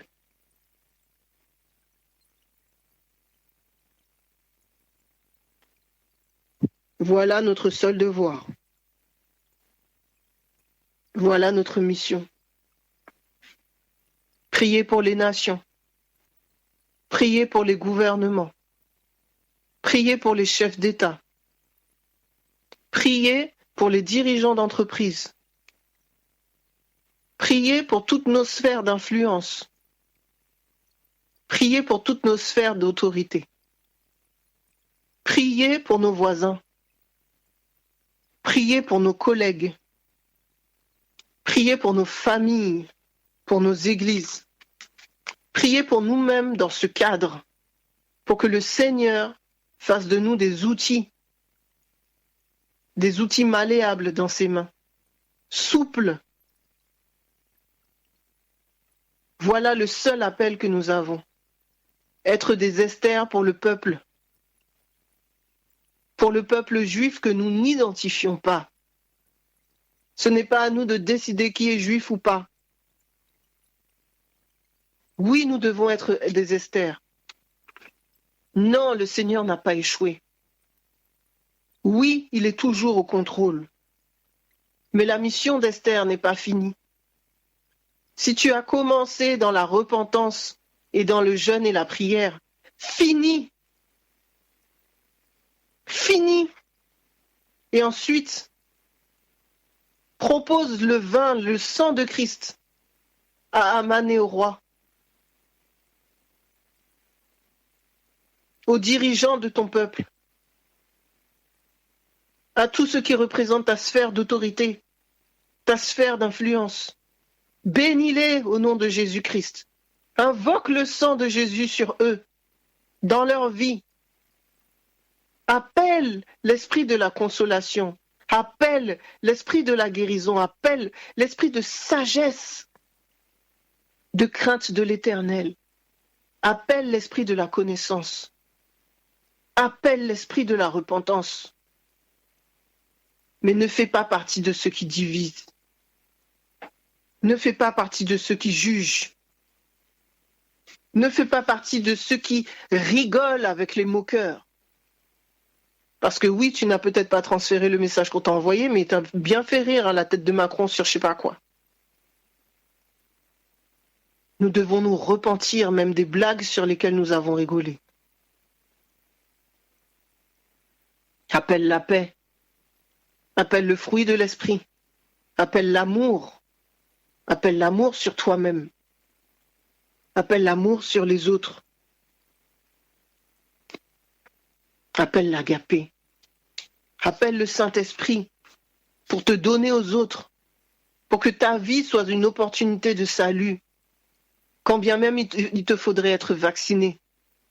Si c'est la volonté de Dieu, s'il voit que ça peut conduire, que ça peut permettre que tu ailles chercher quelqu'un. Demain, il te demandera peut-être un autre sacrifice pour le salut des âmes. Cherchons-les, savons-nous le prix d'une âme. Notre Sauveur les réclame. Tu es ici pour ce temps, comme a dit Mardochée à Esther. Ce n'est pas une erreur. Ce n'est pas pour éviter les persécutions, pour éviter les problèmes, éviter les maladies, éviter les troubles. Non, c'est pour intercéder. Dieu cherche des personnes qui se tiennent sur la brèche. En ferons-nous partie? Serons-nous de ceux qui vont dire « Seigneur Dieu, me voici, envoie-moi » ? Pendant des années, certains d'entre nous ont dit « Seigneur Dieu, me voici, envoie-moi, me voici, envoie-moi, me voici, envoie-moi ». Voici le moment. Voici le moment, mais moi je n'irai pas. Hein. Passe sanitaire, non, je n'y vais pas. Mais après le pass sanitaire, tu sais ce qu'il y aura même? Non, tu sais pas. Le pass sanitaire, c'est pour t'aider à te positionner pour Christ, pas pour te positionner pour ou contre. Positionner pour la nation. Le monde aurait dû connaître qu'il y a des chrétiens qui prient pour les nations. Il y aurait dû avoir des mouvements, il y aurait dû avoir des défilés dans la rue de chrétiens qui prient pour les nations. Il y aurait dû avoir des défilés de croyants, même pas forcément des chrétiens, tous ceux qui veulent prier pour les nations, qui se retrouvent dehors. Le Seigneur aurait envoyé une pluie. Le Seigneur aurait envoyé un message. Le Seigneur aurait agi avec puissance. On aurait appris que, il y a des gens qui sont positionnés. Non, là, on est positionné pour prier contre une loi humaine. Excusez-moi, hein. Je comprends que c'est douloureux pour beaucoup de personnes. Je comprends que c'est grave pour nous, êtres humains. Je comprends.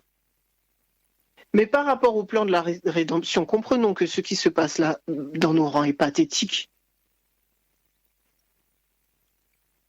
C'est pathétique.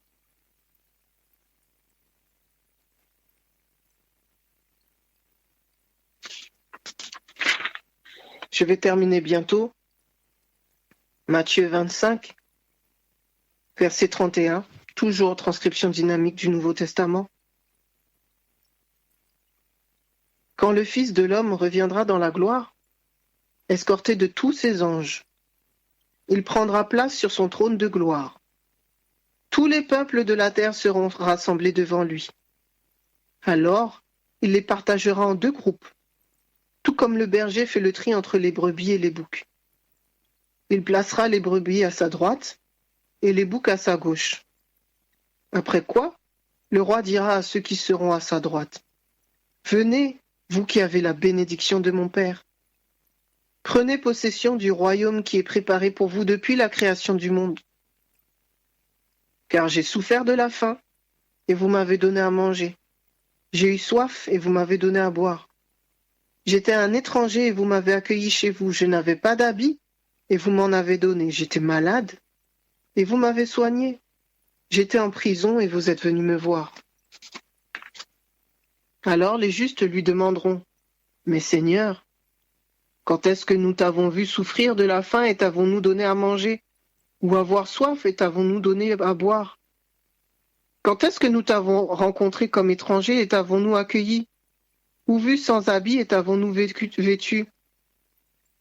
Quand est-ce que nous t'avons vu malade ou en prison pour nous rendre auprès de toi? » Et le roi leur répondra, « Vraiment, je vous l'assure, tout ce que vous avez fait au moindre de mes frères, que voici, c'est à moi que vous l'avez fait. » Puis il se tournera vers ceux qui seront à sa gauche. « Retirez-vous loin de moi, vous que Dieu a rejetés. Allez dans le feu éternel préparé pour le diable et ses anges. Car j'ai souffert de la faim, et vous ne m'avez rien donné à manger. J'ai eu soif, et vous ne m'avez rien donné à boire. J'étais un étranger, et vous ne m'avez pas accueilli chez vous. Je n'avais pas d'habit, et vous ne m'en avez pas donné. J'étais malade et en prison, et vous n'avez pas pris soin de moi. » Alors ils lui demanderont à leur tour, « Mais Seigneur, quand est-ce que nous t'avons vu souffrir de la faim ou de la soif? Quand avons-nous vu étranger, sans habit, sans malade ou en prison, et avons-nous négligé de te rendre service? » Et il leur répondra, « Vraiment, je vous l'assure, tout ce que vous n'avez pas fait au moindre de ce que voici, c'est à moi que vous avez manqué de le faire. » Et ils s'en iront au châtiment éternel, tandis que les justes entreront dans la vie éternelle. Le Seigneur a dit, c'est pas tous ceux qui diront Seigneur, Seigneur, hein, qui iront au ciel. Christ a dit qu'il donnait sa chair en partage, que nous devions manger sa chair et boire son sang. J'en conclus que ceux qui souffrent de la faim, c'est une faim spirituelle et que je dois les nourrir. Ceux qui souffrent de la soif, c'est une soif spirituelle et je dois les abreuver. Ceux qui sont nus, sans habit, c'est ceux qui n'ont pas la justice de Christ et je dois les revêtir de la robe de Christ.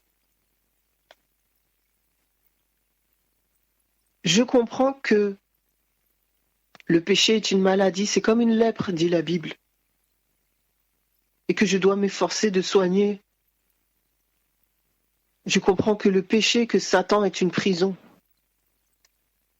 et que je dois aller voir ceux qui sont en prison et appeler l'esprit de la libération sur eux. Ça, c'est mon rôle d'Esther. C'est ça qui me qualifie pour le ciel. C'est pas le sabbat. C'est pas le vaccin. C'est pas mon régime végétarien ou végétalien. C'est pas est-ce que je crois en Dieu ou pas. Ce qui me qualifie pour le ciel, c'est l'amour de Dieu manifesté.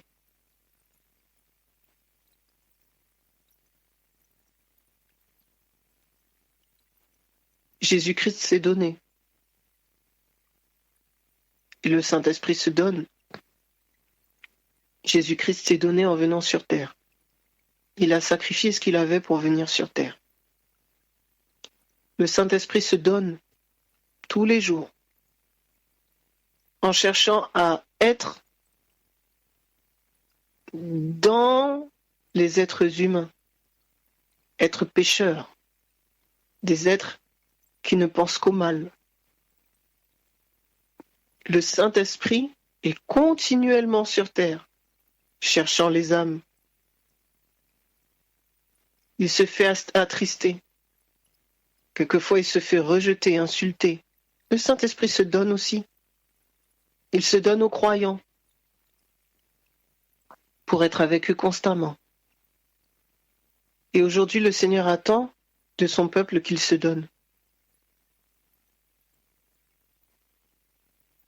Il n'attend pas de son peuple que son peuple réclame pour lui-même. Il attend de son peuple que son peuple réclame pour se donner aux autres.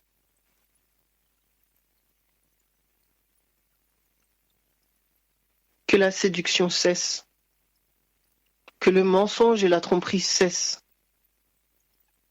que l'égoïsme cesse,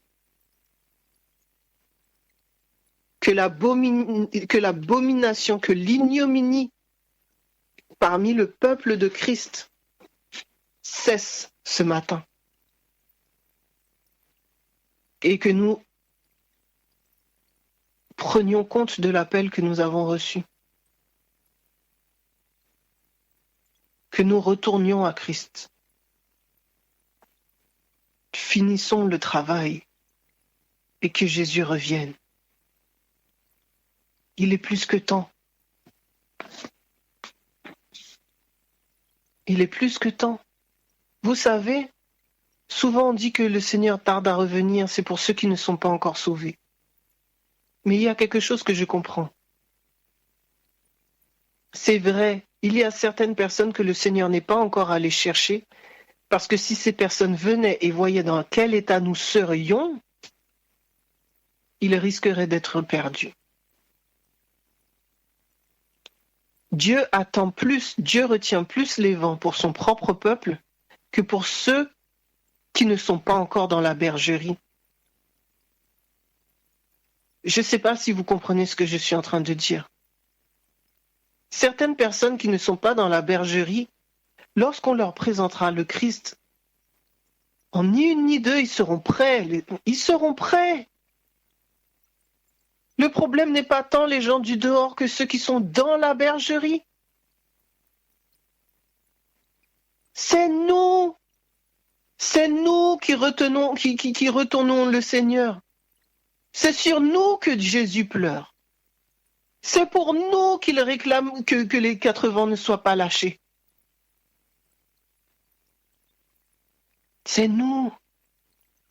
C'est nous le sujet de prière de Christ. C'est nous qui le faisons pleurer. C'est nous.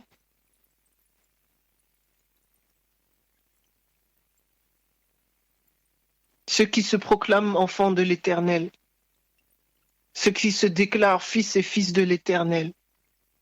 Mais dont la seule préoccupation, c'est de sauver leur vie, sauver leurs biens, sauver leur travail.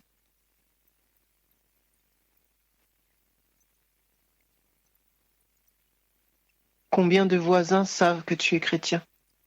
Combien de voisins savent que s'ils ont un problème, même s'ils ne te connaissent pas bien, ils peuvent venir te voir? À combien de voisins, même seulement, dis-tu bonjour? À combien de personnes adresses-tu un sourire dans la journée? Un sourire est déjà une bénédiction, non? Combien de personnes encourages-tu en 24 heures? Déjà, en commençant par tes enfants.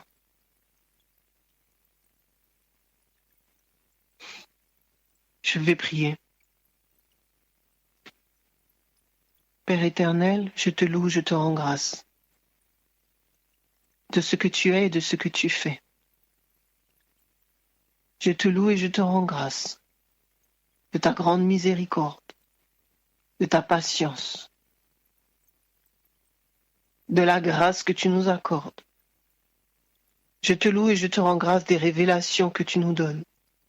Je te loue et je te rends grâce de ta disponibilité à nous pardonner, de ta disponibilité à nous accueillir, de ta disponibilité à faire fi de nos chaînes, de nos égarements, de nos erreurs, de nos séductions. Et je te loue et je te rends grâce de ce que tu es amour.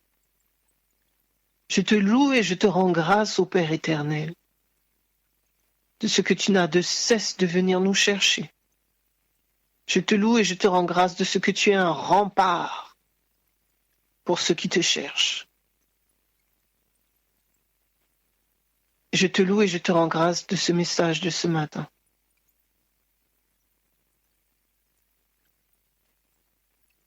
Moi la première, Père éternel, je veux confesser ce matin mon orgueil, ma vanité, mon égoïsme, mon égocentrisme. Je veux confesser ce matin, Seigneur Dieu, mon idolâtrie. Chaque sujet qui tourne dans ma tête, chaque objet de mes méditations représente des idoles, Seigneur.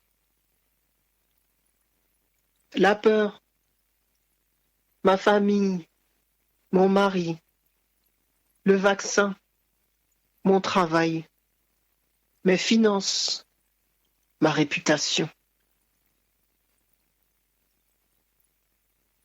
mon manque de confiance, mes biens matériels, ma maison, mon avenir, mon diplôme, ma formation, mon travail, mes collègues, mes voisins, le programme télé. Que sais-je, Seigneur? Non seulement je suis idolâtre, mais je reconnais devant toi que je suis polythéiste. Je n'ai pas un seul Dieu devant ma face. Si au moins je faisais le choix d'une idole. Mais Seigneur Dieu, j'en ai tellement. Pour chaque aspect de ma vie, pour chaque situation, pour chaque jour et même à chaque moment, j'ai une idole différente. J'en appelle même plusieurs. Ce matin, je veux confesser. Je veux confesser, Père éternel, que mon esprit est toujours en Égypte. Mon esprit est toujours en Égypte. Et aujourd'hui, Seigneur Dieu, je reviens à toi. Et cette prière n'est pas que pour moi, elle est pour toutes celles et tous ceux qui l'entendront et qui s'uniront à moi ou qui s'unissent à moi dans la prière.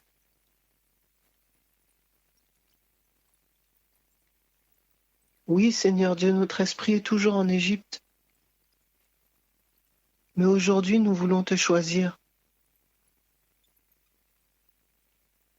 Ce n'est pas nous qui faisons alliance avec toi, c'est toi qui viens faire alliance avec nous et tu nous demandes si nous acceptons ou pas. Et en cet instant précis, je veux dire pour ma part et j'espère pour le peuple, oui Seigneur, je te choisis. Je te choisis dans mes émotions. Je te choisis dans mes situations. Je te choisis dans mon histoire personnelle. Je te choisis dans ma culture.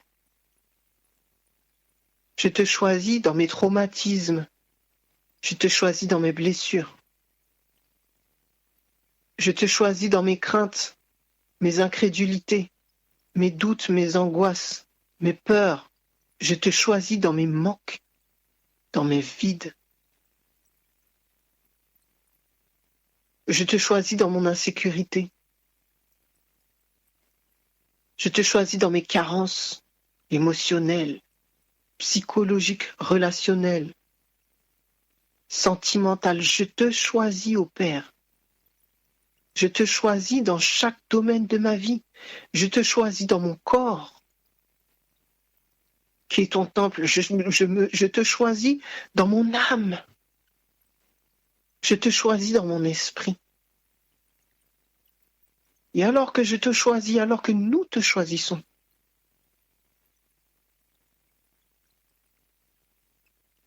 nous t'invitons et nous t'accueillons.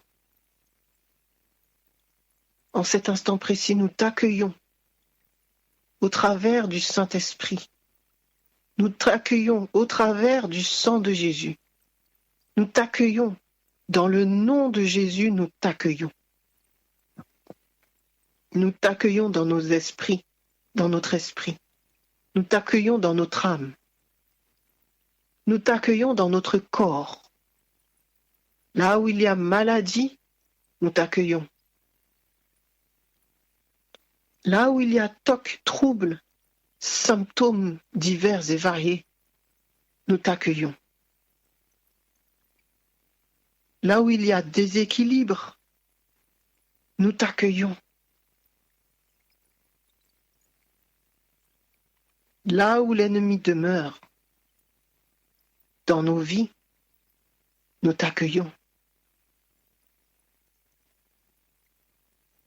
Là où il y a des autels, des poteaux sacrés, des lieux, des liens, des serments, des actes, des promesses d'origine maléfique, démoniaque, satanique, nous t'accueillons.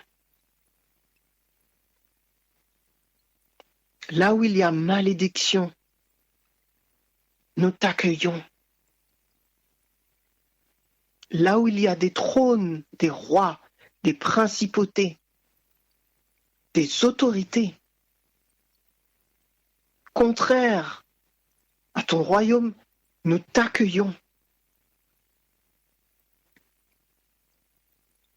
Dans chaque espace de nos vies, dans chaque élément, chaque cellule, chaque nerf, chaque sphère d'influence, chaque chose, Seigneur Dieu, qui touche de loin ou de près à nos vies, nous t'accueillons. Dans notre maison, nous t'accueillons. Dans notre travail, nous t'accueillons. Dans notre église, nous t'accueillons. Dans notre famille, nous t'accueillons. Dans nos relations, nous t'accueillons. Nous t'accueillons.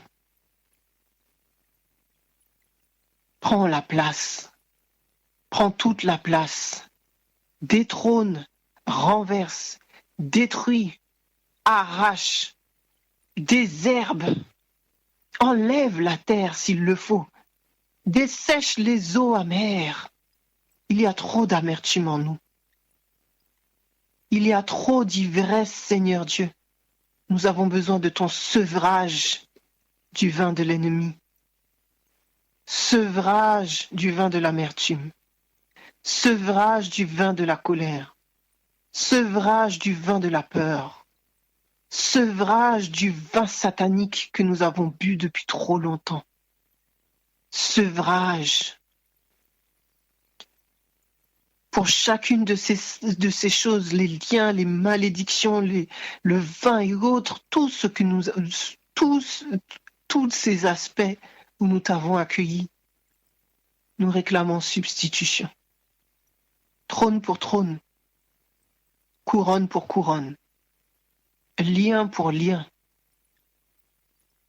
malédiction pour bénédiction, promesse pour promesse, alliance pour alliance, pacte pour pacte, mariage pour mariage. Nous réclamons, Seigneur Dieu, substitution dans tous les éléments de notre vie, dans toutes les sphères de notre vie, dans tout ce qui nous touche de près ou de loin, famille pour famille. Seigneur Dieu, peau pour peau, Jésus est venu pour tout porter. Nous accueillons son sacrifice. Nous accueillons son pardon. Nous accueillons son salut.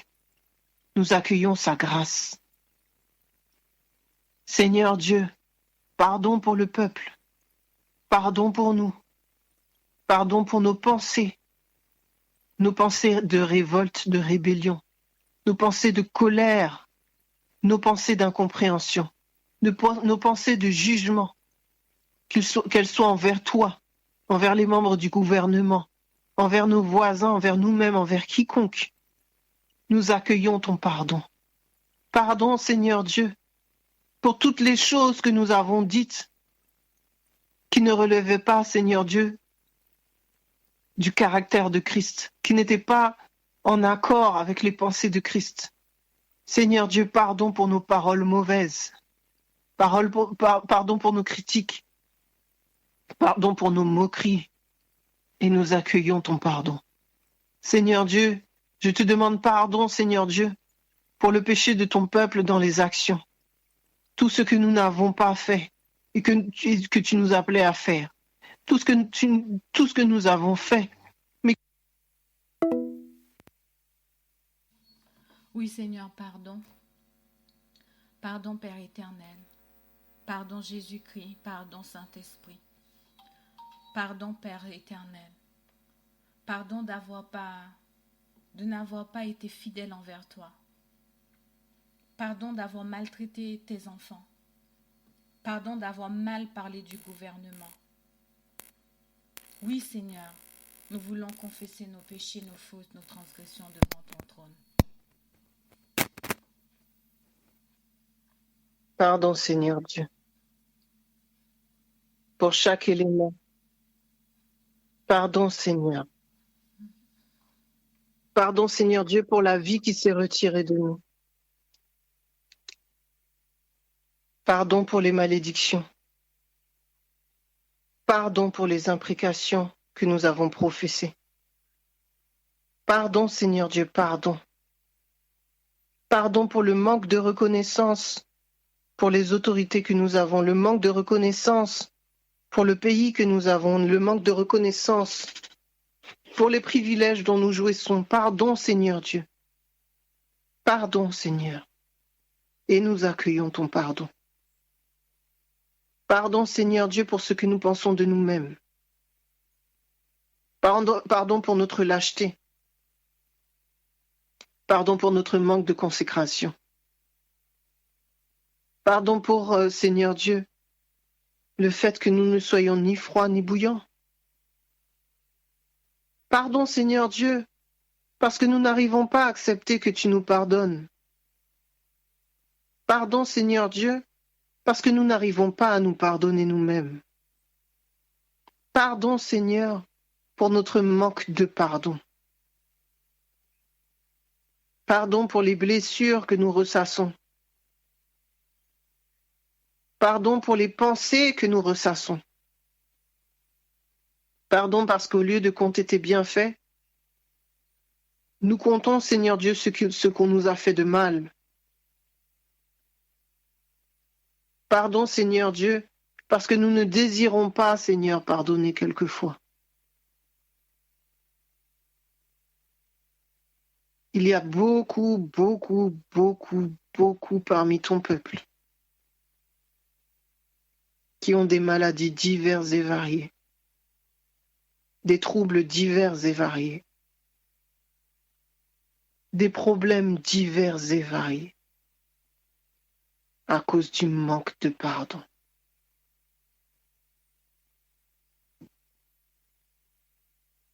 Le manque de pardon, Seigneur Dieu, conduit certains d'entre nous à la mort. Non pas seulement, Seigneur Dieu, la mort spirituelle. Certains ont des cancers par manque de pardon. Certains attraperont la Covid par manque de pardon. Certains ont des crises cardiaques par manque de pardon.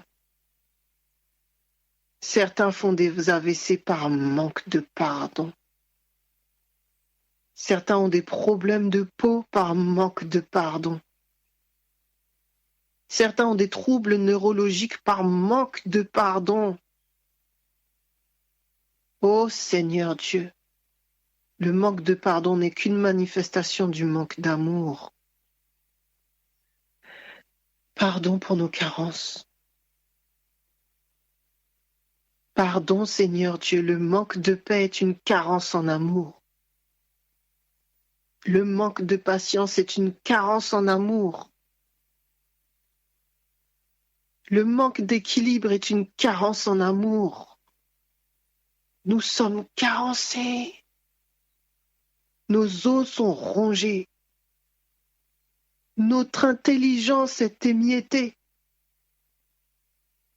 Nos sentiments ne sont pas équilibrés,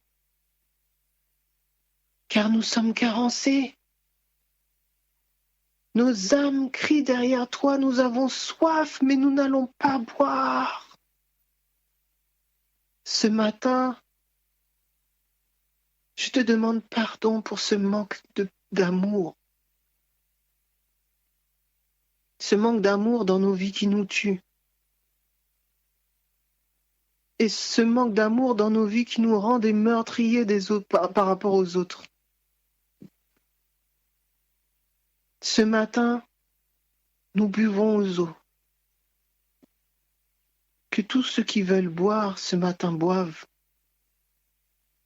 Moi, je bois aux eaux. Je bois le sang de Christ. Je bois l'amour manifesté. Je bois pour le peuple l'agapé. Je bois aux eaux vives. Je bois au torrent qui sort du sanctuaire. Je bois pour me remplir et pour devenir une source moi-même. Je bois pour que le peuple soit rempli et qu'il devienne une source. Nous buvons dans nos carences. Nous buvons dans nos manques. Nous buvons dans nos blessures. Nous buvons dans nos traumatismes, notre culture, notre histoire. Nous buvons par rapport à notre famille. Nous buvons, nous buvons, nous buvons, nous buvons, nous buvons, nous buvons, nous buvons, nous buvons. Et nous nous laissons remplir par le Saint-Esprit. Nous nous laissons remplir de paix. Nous nous laissons remplir de joie. Nous nous laissons remplir de pardon. Nous nous laissons remplir de reconnaissance, de patience, de discernement, de crainte de l'Éternel, de sagesse, de connaissance. Nous nous laissons remplir par le fruit. nous nous laissons remplir par le Saint-Esprit. Que ta paix enfin soit manifeste parmi ton peuple qui se connecte à ton amour agapé. Et que cette paix, Seigneur Dieu, demeure. Que cette alliance soit renouvelée chaque jour, à chaque instant. Et qu'enfin le monde voit la différence dans l'amour que nous allons nous manifester les uns les autres et dans l'amour que nous allons partager autour de nous pour ceux qui ne te connaissent pas. Que RTA soit rempli de paix. Que les auditeurs soient remplis de paix. Que leur maison soit remplie de paix. Que leurs activités soient remplies de paix. Qu'au nom de Jésus se taise l'agitation des esprits et des âmes, l'agitation des corps, l'agitation dans des activités effrénées. Qu'au nom de Jésus se taisent les distorsions cognitives. Qu'au nom de Jésus se taise la distraction et la diversion.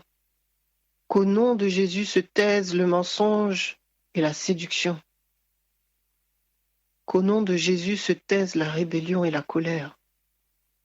Qu'au nom de Jésus se taisent les récriminations, les peurs et les angoisses. Qu'au nom de Jésus se taise tout ce qui vient du malin.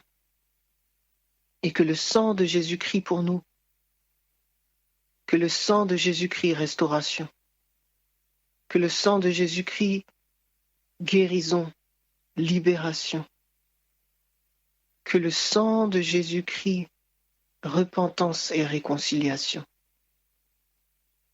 Sois béni, peuple de Dieu, de toutes les bénédictions qui étaient en Jésus-Christ. La peur n'est pas ton partage. L'amertume n'est pas ton partage. La colère n'est pas ton partage. L'agitation n'est pas ton partage. Ton partage, c'est le Christ lui-même. Ton partage, c'est la plénitude du Saint-Esprit. Ton partage, c'est la paix et l'amour, la joie, car la joie du Seigneur est ta force. Fais taire les bruits dans ton âme. Positionne-toi jour après jour. L'Éternel te dit, je suis là. À chaque instant, je suis là. Si tu ne m'entends pas, c'est à toi de faire taire les voix dans ton esprit. C'est à toi de te positionner. Si tu me demandes de l'aide, je t'aiderai à faire taire ces bruits. Mais tu dois te positionner. Cesse d'aller t'abreuver à des eaux qui ne sont pas les miennes. Cesse de boire au sein de Satan. Son lait n'est pas bon pour toi. Je ne t'ai pas appelé pour être au lait. Même moi, je ne veux plus te donner du lait. Je veux te donner de la nourriture solide, mais tu ne l'acceptes pas.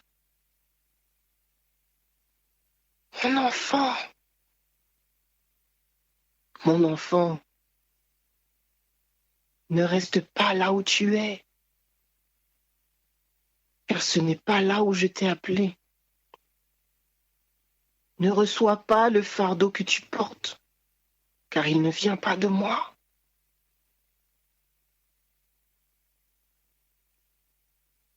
Même si tout s'agite autour de toi, sache, peuple de Dieu, que tes pieds sont fondés sur le roc. Tu n'as rien à craindre. Tu n'as pas à être agité. Cesse de participer aux actions de ceux qui ne connaissent pas Dieu.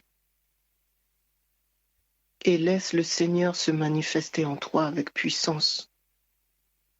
Car l'heure est venue aujourd'hui où l'aurore est en train de poindre sur le peuple. Le soleil est en train de resplendir sur le peuple. Ceux qui seront prêts à accueillir ce soleil seront éclairés et éclaireront les autres. Il est temps de se positionner pour l'amour, pour la vie, pour Dieu. tout ce qui n'est pas le fruit de l'amour. Rejette-le dans ta vie, car sinon tu succomberas. Ce n'est pas l'obéissance au commandement qui te sauvera. Ce n'est pas le fait de connaître ta Bible qui te sauvera. Aujourd'hui, le scellement se fait dans l'amour. Le scellement se fait dans l'amour. Le criblage est une question de manifestation de l'amour agapé. Ne te laisse pas tromper. Ne te laisse pas séduire. Sois en paix, peuple de Dieu. Sois béni. Amen.